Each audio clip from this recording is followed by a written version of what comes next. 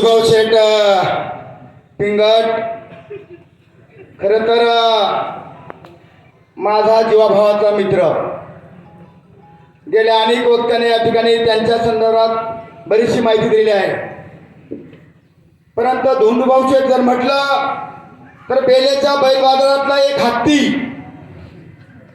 बेलेच्या बाजारातला एक हत्ती म्हणून त्याची ओळख. ग्रामीण भागातला माणूस जर इथं बैल घेण्यासाठी आला, त्याच्यावर जर एखाद्या व्यापाऱ्याकडून अन्याय झाला, धोंडूभाऊ शेठ नुसता असा उभा राहिला हत्तीसारखा, तरी कोणी पैसे बुडवत नव्हता आणि बैल भुचाळीत नव्हता.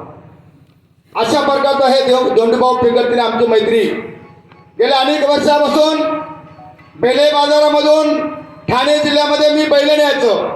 50 बैल मी मुरबाड तालुक्यामध्ये ठाणे जिल्ह्यामध्ये आपली लोक जर शेतकरी बैल घेऊन गेली तर डोंबिवली कल्याणची लोक तिथं परणे लावायची, चाकूनी कासरा कापून बैल चोरून न्यायची.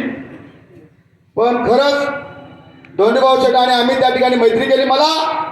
मी स्वतः त्या ठिकाणी बैल खरेदी करतो. धोंडूभाऊ शेठकडून मी बैल न्यायचो. म्हणजे माझ्याकडे पैसे नाही. वादळ तुम्हाला जेवढी बैल लागली तेवढी घेऊन जा आणि बैल खपल्यावर पैसे आणून द्या. अशा प्रकारचा हा मित्र, व्यवसायातला मित्र. आणि म्हणून मी खरं तर त्यांना हत्तीची उपमा दिली. खरोखर हत्तीसारखा माणूस, कमी बोलणारा आणि जास्ती काम करणारा, राजकारणामध्ये ताकदीचा नेता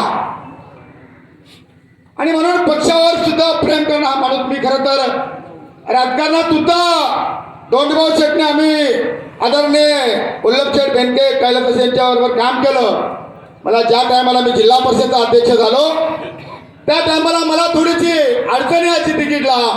पण धोंडूभाऊ शेठनी सांगितलं वल्लभ शेठला, म्हणजे शेठ हा ताकदीचा माणूस आहे आदिवासी भागातला, तुमच्या पुढं करणारी माणसं बाजूला ठेवा आणि देवरामला तिकीट द्या.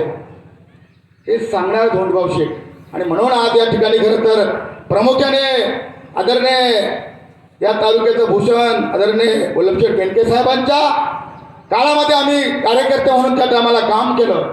त्या टायमाला खरोखर आम्ही बेल्याचं धोंडूभाऊ आणि मावळातलं वादळ, आम्ही दोघं जर एकत्र आलो, वादळ कधी येतं म्हणायचं, मला ते वादळ कधी येतं म्हणायचं धोंडूभाऊ.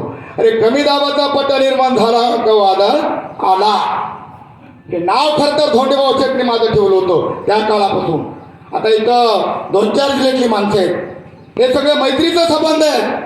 आणि एवढी पब्लिक, हे खरं तर गिरणीज बुकात नोंद केली. जुन्नर तालुक्यामध्ये एक सर्वसामान्य माणसाची दशक्रिया, एवढी माणसं जोडणं हे काही सोपं नाही.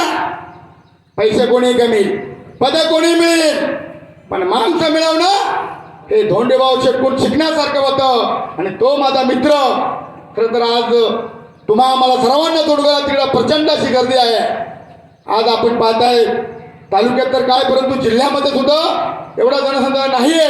अशा प्रकारचा धोंडूभाऊ शेठने केलेली कामगिरी, त्यांचं प्रेम, जोडलेली माणसं, राजकारणामध्ये अनेक किस्से आहेत.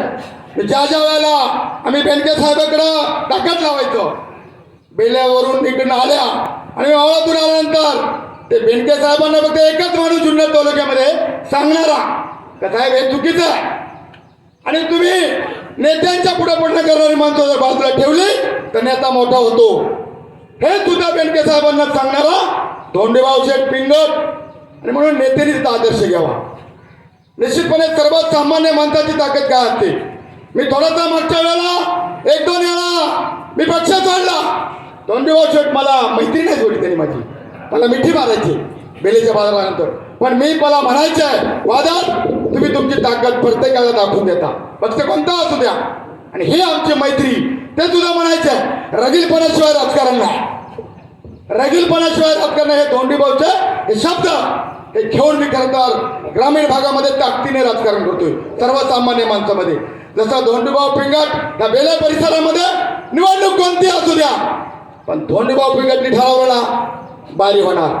तसं मी त्यांचा आदर्श घेऊन पश्चिम भागामध्ये चांगल्या प्रकारचं काम करतोय.